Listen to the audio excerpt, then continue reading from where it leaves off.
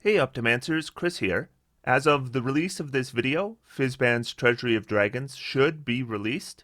I'm recording here before the book is released, but the spells that are included in that book have been revealed online. So I'm going to be going over the spells in today's video. Gotta say, some pretty good spells here. So the book begins with this introduction for spells. This section contains new spells that the DM may add to a campaign, making them available to player characters and monster spellcasters alike. The spells table lists the new spells, ordering them by level. The table also notes the school of magic of a spell, whether it requires concentration, whether it bears the ritual tag, and which classes have access to it. So here is the table, and as you can see, we've got 2 second level spells, 1 third, 1 fourth, 1 fifth, 1 sixth, and 1 seventh level spell, so 7 spells in total. Now, I'm not sure of the pronunciations here, but I'm going to do my best. The first one is a second level spell called Nathair's Mischief. Second spell is Rime's Binding Ice, second level spell. Then at third level, we've got Ashardalon Stride. Fourth level spells, Raulothim's Psychic Lance. Then at fifth level, we have Summon Draconic Spirit. Sixth level, we've got Fizban's Platinum Shield. And finally, for 7th level, we have Draconic Transformation. So, who made out the best here? Well, Artificers get 1 spell, Bards get 2, Clerics got shut out, Druids get 2, Paladins also got shut out, Rangers get 1, Sorcerers get every spell, Warlocks get 1, and Wizards get every spell. So, Sorcerers and Wizards are the ones that really made out like bandits here.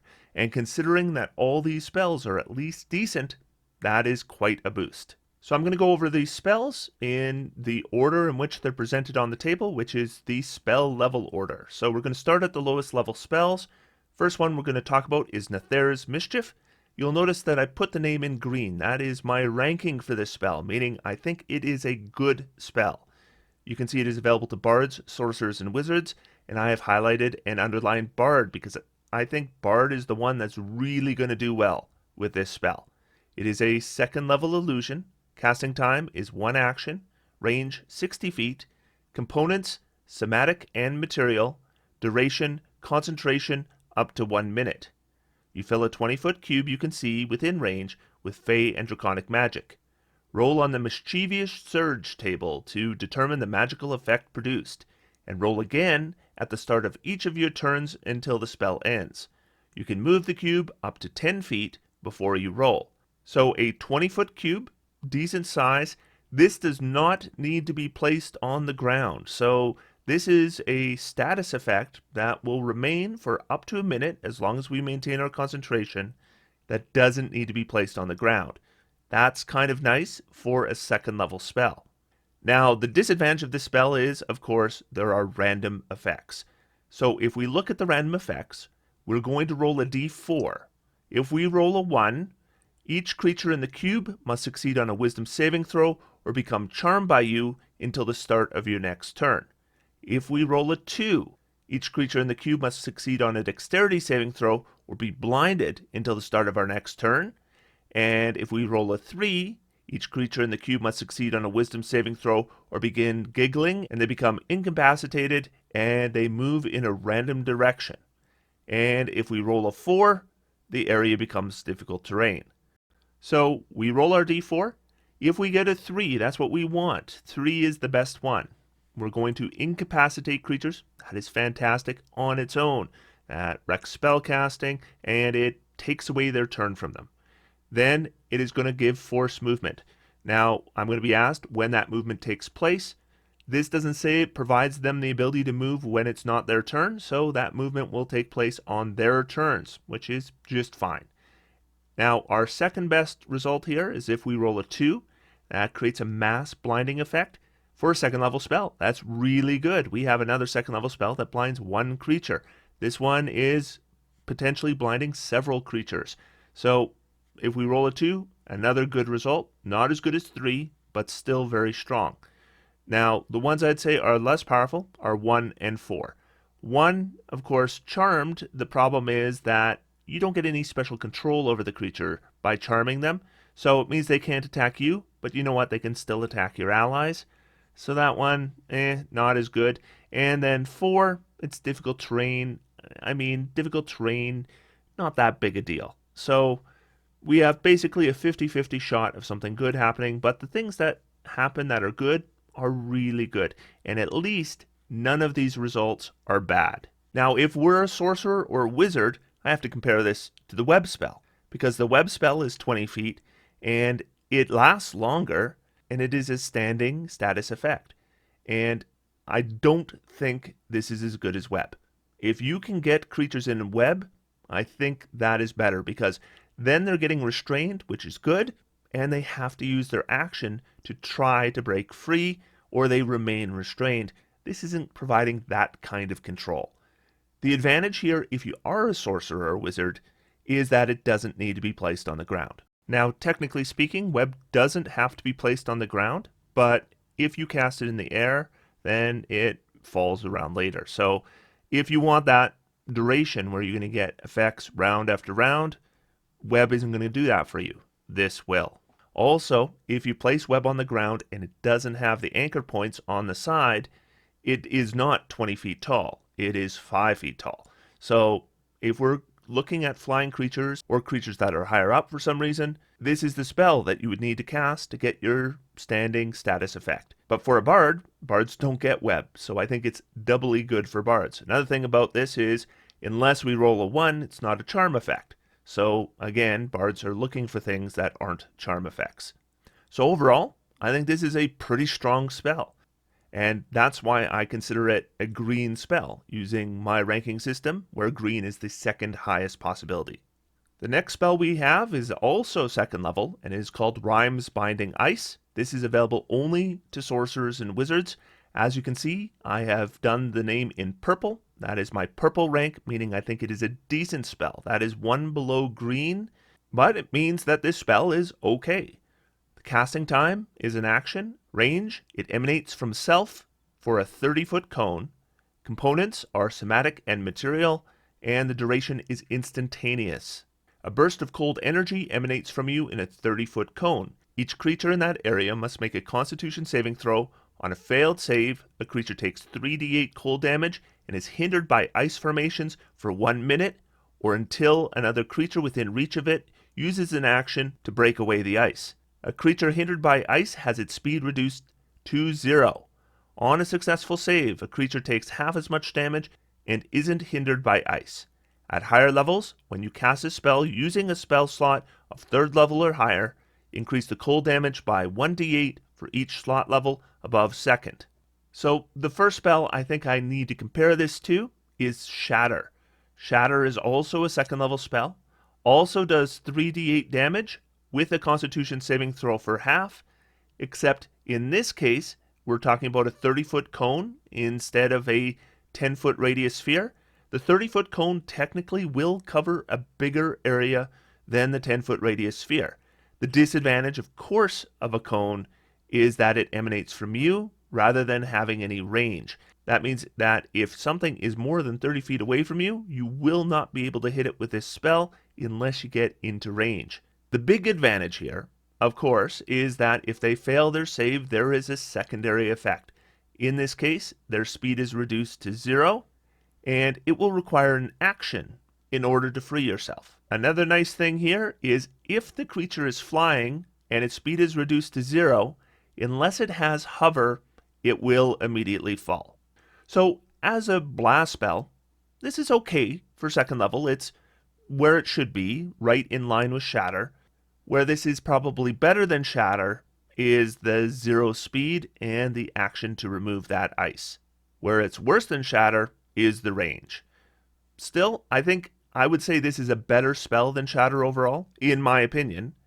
If I was playing a blasting wizard or sorcerer, I would take this over Shatter. So I think it is a decent spell. I'm not thinking it's strong enough to make a green spell, but I have also ranked Shatter as purple. I do think this is better than Shatter. Our next spell is Ashardalon Stride. It is available to artificers, rangers, sorcerers, and wizards, and is a 3rd level transmutation spell.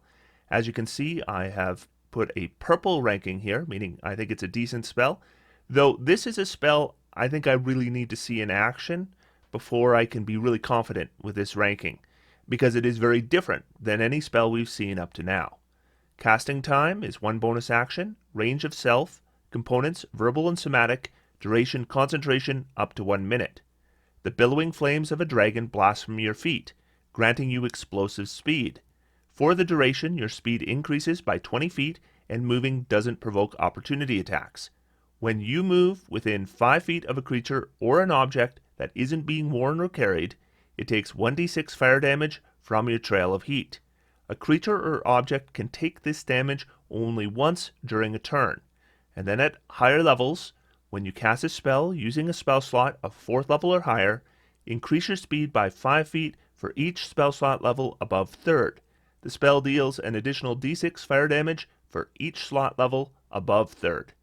So the idea here is you cast a spell using a bonus action, you have to concentrate, lasts up to a minute, and you can move 20 feet more, and the idea is you're going to run around your enemies and they're all going to take damage. There's no saving throw against the damage, I note, and because we're not provoking opportunity attacks, we don't have to worry about that either.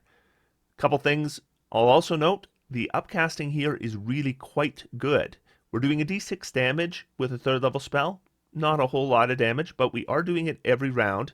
And furthermore, this isn't going to be using up our action on any round. We're going to be just doing this with our regular movement, and then we can take whatever action we like. So that damage will add up. But if we're upcasting this, it's really going to add up. Other thing I'm going to note is if you can find other ways to increase your speed, for example, the Ranger, which does get this spell, also gets the Long Strider spell, which would increase their speed by an additional 10 feet. I believe they would stack the way I read it. That means that Ranger, assuming a regular speed of 30 feet, would now have a 60-foot movement speed, could probably move by quite a few enemies. Technically speaking, if you wanted to do more damage or hit more enemies to be more accurate, you could take the dash action and thus hit more enemies with this. So we're getting increased movement, significantly increased movement. We're getting movement without provoking opportunity attacks and the ability to do damage to enemies. I mean, we could just use this to move fast without provoking opportunity attacks. Not sure that's worth a 3rd level spell, but if we're just wanting to do some additional damage to a bunch of enemies every turn, I think this could be okay. Now, the way I read this, if we're mounted, I don't think this would do the damage. If I'm reading this correctly, this requires our movement. So I don't think this is something that we're going to be able to legally combine with something like a Phantom Steed to get a lot more movement. But I do think that is in the range of the rules not being super clear on that. So it will probably require your DM some clarification from the designers. Overall, a very interesting and unique spell. Very different than any spell we've seen up to now. So I appreciate it just for that alone. Next spell we have is Raulothim's Psychic Lance. This is available to bards, sorcerers, warlocks, and wizards, and it is a 4th level enchantment. Requires 1 action to cast, 120-foot range, so good range, verbal component only, and it is an instantaneous duration. You unleash a shimmering lance of psychic power from your forehead at a creature you can see within range. Alternatively, you can utter a creature's name. If the named target is within range, it becomes the spell's target even if you can't see it. If the named target isn't within range, the lance dissipates without effect. The target must make an intelligence saving throw. On a failed save, the target takes 76 psychic damage and is incapacitated until the start of your next turn. On a successful save, the creature takes half as much damage and isn't incapacitated. And then at higher levels, when you cast this spell using a spell slot of 5th level or higher, the damage increases by 1d6 for each slot level above 4th. So immediately I think I have to make comparisons here to Tasha's Mind Whip. Now Tasha's Mind Whip is only a 2nd level spell. This is a 4th level spell. But I have to make that comparison because they're both instantaneous effects that don't use concentration, that do psychic damage, and they both have a secondary effect, and they both require intelligence saving throws. I always appreciate more spells that hit intelligence. Intelligence is one of those things that if you're smart about who you cast it at, you have a really good chance of it working. Now, of course, this is 2 levels higher than Tash's Mind Whip. But you know what? Incapacitated is better than anything Tash's Mind Whip does. Now, if I am a 7th level wizard or warlock or sorcerer or bard, and I have 1 4th level slot, I don't think I'd be spending it on Raulothim's Psychic Lance. But if I am a higher level caster, and I maybe have multiple level slots, and maybe I'm concentrating on a different spell, this could be really effective. Now, I'm not a big fan of spells that target a single enemy, and if they make their save, nothing happens. Here we're getting half damage on a successful save, but the damage isn't very high for the level. 7d6 at 4th level against a single target is not good damage. And this doesn't upcast well. 1d6 per spell level, not worth upcasting at all. But as a 4th level spell, if I am a higher level caster and 4th level slots aren't as big a deal, and I'm concentrating on something else, then I think it's a reasonable use of your action. So, Raulothim's Psychic Lance, overall, I think it's an okay spell. It's maybe the spell I'm least excited about in this book. There's another one that is pretty close that we'll be going over soon, but I don't think it's bad by any stretch. I think it is a decent spell. Next, we get Summon Draconic Spirit. This is available to druids, sorcerers, and wizards, and it's a 5th level conjuration. You'll see that I've done the name in blue. This means this is a standout spell. And I do believe this is the best spell in this book. So this follows the guidelines, generally speaking, of the summoning spells we saw in Tash's Cauldron of Everything. Except this one, I think, is a bit of a standout. Casting time is 1 action. Range is 60 feet. Now note that is 30 feet less than those other summoning spells. I don't think that's a huge deal, but I figure it's worth pointing out. Components, verbal, somatic, and material. And with all these spells, you have to have, it's basically 100 gold pieces per level of spell in terms of a material component. So 500 gold pieces in this case, not consumed on casting. So it's a one-time investment. Then duration, concentration, up to 1 hour. You call forth a Draconic Spirit. It manifests in an unoccupied space you can see within range. This corporeal form uses the Draconic Spirit stat block. When you cast this spell, choose a family of dragon, chromatic, gem, or metallic. And another thing I should point out is that when I look at this spell, I see no mechanical difference between chromatic and metallic here. So you're really kind of getting 2 options. The creature resembles a dragon of the chosen family, which determines certain traits in its stat block. The creature disappears when it drops to 0 hit points or when the spell ends. The creature is an ally to you and your companions. In combat, the creature shares your initiative count, but takes its turn immediately after yours. It obeys your verbal commands, no action required by you. If you don't issue any, it takes a dodge action and uses its move to avoid danger. At higher levels, when you cast a spell using a spell slot of 6th level or higher, use the higher level wherever the spell's level appears in the stat block. So the Draconic Spirit is going to be a large dragon, neutrally aligned, armor class 14 plus the level of spell. That is the best armor class of any of these summon spells. Hit points 50 plus 10 for each spell level above 5th. That is well above average for these summoning spells. And I'll also note they talk about how many hit dice it has. Now I'm hoping that indicates that all those other summoning spells might get an errata where they include the hit dice as well. Because Shepherd Druids really got screwed there. They have a feature that boosts their summons based on their hit dice, and there are no hit dice provided in those spells.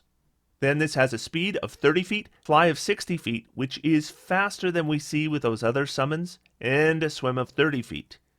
Damage resistances, if we choose chromatic or metallic, we get acid, cold, fire, lightning, and poison. We get all of them. We don't have to choose one of them.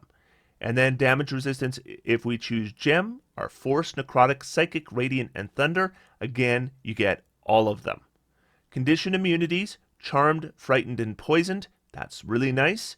Senses, blind sight 30 feet. Fantastic.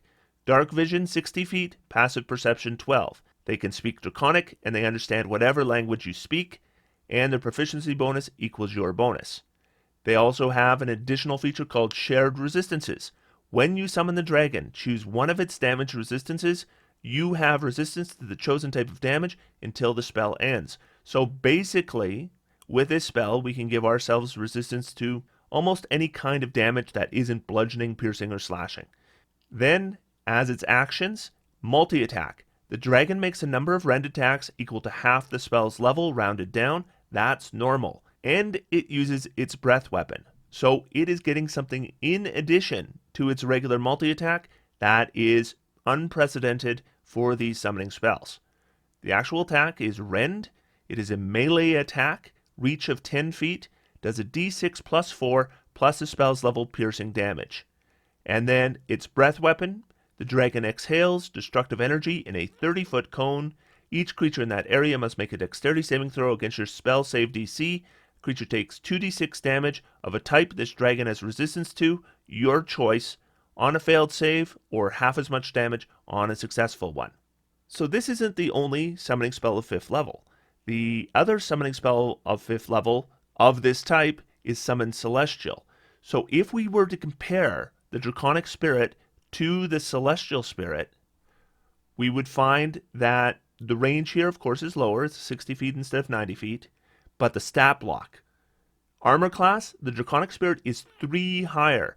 But if we choose the Defender Spirit, we get a bonus armor class of 2, and then it's only 1 higher. Hit points, the Draconic Spirit has 10 more. Speed, the Draconic Spirit's fly speed is 20 faster, and it has a swim speed. Damage resistances, Draconic Spirit has 5, Celestial Spirit has 1. Condition immunities, Draconic Spirit has 3, Celestial Spirit has 2, none that are unique. The Draconic Spirit gets both of those, and 1 more. Senses, Draconic Spirit has blind sight, Celestial Spirit does not. Shared resistance, Draconic Spirit provides a caster resistance, Celestial has no standing effects. Multi-attack, the Draconic Spirit does an additional breath weapon attack. Now, the attacks themselves, the Celestial Avenger has a ranged option.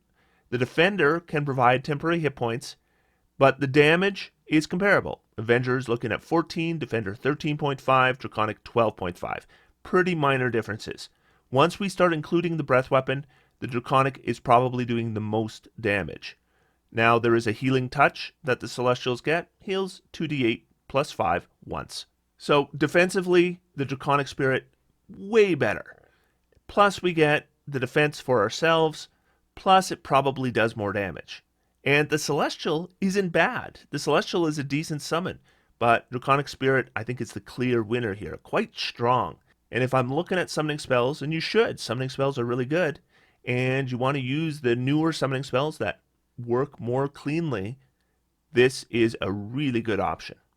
High level, but I think it's worth a 5th level slot. Then we get to our 6th level spell. We get Fizban's Platinum Shield. This is available only to sorcerers and wizards, and is a 6th level abjuration spell. You'll see that I have made it purple. This is the other one that I think is maybe not as strong as the other ones we see on this list, but overall I still think it's a decent spell. Casting time, 1 bonus action, range 60 feet. Components are verbal, somatic, and material. You need a 500 gold piece material component for this spell, but again, not consumed. You only need to purchase it once. Duration, concentration, up to 1 minute. You create a field of silvery light that surrounds a creature of your choice within range. You can do yourself. The field sheds dim light out to 5 feet. While surrounded by the field, a creature gains the following benefits. First, it gets cover, gets half cover. That's +2 to its armor class and dexterity saving throws. Now, it also means that it won't benefit from any half cover that it otherwise would have benefited from, but cover does stack with pretty much everything else. Damage resistance. The creature has resistance to acid, cold, fire, lightning, and poison damage, so that is a fair number of resistances. Evasion. If the creature is subjected to an effect that allows it to make a dexterity saving throw for only half damage, it instead takes no damage if it succeeds on the saving throw and only half damage if it fails. And as a bonus action on subsequent turns, you can move the field to another creature within 60 feet of the field. So this is basically a defensive buff you're probably going to want to put on your frontliners. Going to improve their armor class, give them a bunch of damage resistances, and evasion. This kind of makes me think that this is the kind of spell we want when we're facing a lot of kinds of dragons. Most dragon breath weapons require dexterity saving throws, meaning evasion works for them. So maybe not a big surprise. Fizban's Platinum Shield in Fizban's Treasury of Dragons, probably best when fighting dragons. Is this the best defensive buff we can provide to anybody using up to this level spell? Maybe, but this is a 6th level spell. Really high level, and is using our concentration. And the duration here means it is basically for one fight. So I think those are some significant limitations, and 6th level is a big cost for a spell. Not saying that these aren't good benefits. They could be really good. And there's a fair number of creatures that will do either acid, cold, fire, lightning, or poison damage. So I do think this could be useful in a lot of different fights. But I'm just not sure. I'm trying to think if I think this is worth a 6th level slot. Not sure I think that. Overall, it's okay, but I don't think it's great. And this one I think might actually be the weakest one in this book, but again, not a bad spell. And then we get our final spell in this book, Draconic Transformation, also purple. Yeah, there's lots of purple spells here. A lot of decent spells. Now, I don't think any of these spells are broken tough. I think they're generally decent to good, but nothing here I'd be scared about adding to my campaign, worried that it might break something. I don't think that's going to happen. This spell is available to druids, sorcerers, and wizards, and is a 7th level transmutation spell. Casting time, 1 bonus action, range of self, components, verbal, somatic, and material, and it requires a 500 gold piece component that again is not consumed during casting. Duration, concentration, up to 1 minute. With a roar, you draw on the magic of dragons to transform yourself, taking on draconic features. You gain the following benefits until the spell ends. Blind sight. You have blind sight with a range of 30 feet. Within that range, you can effectively see anything that isn't behind total cover, even if you're blinded or in darkness. Moreover, you can see an invisible creature unless the creature successfully hides from you, so normal blind sight. Breath weapon. When you cast a spell and as a bonus action on subsequent turns for the duration, you can exhale shimmering energy in a 60-foot cone. Each creature in that area must make a dexterity saving throw, taking 68 force damage on a failed save, or half as much damage on a successful one. And wings. Incorporeal wings sprout from your back, giving you a flying speed of 60 feet. So we're getting 3 benefits here. None of them are bad. Wings, of course, it's equivalent to a fly spell, which is a 3rd level spell. Blind sight. Now, here's something. I've been waiting to see a spell that just gives you blind sight, because we can do dark vision, but we haven't been able to get blind sight up to now. Now we can get blind sight. I mean, you could do it with certain kinds of polymorphs, but as just a feature within the spell, this is the first time we've seen it. And this breath weapon, big area, bonus action.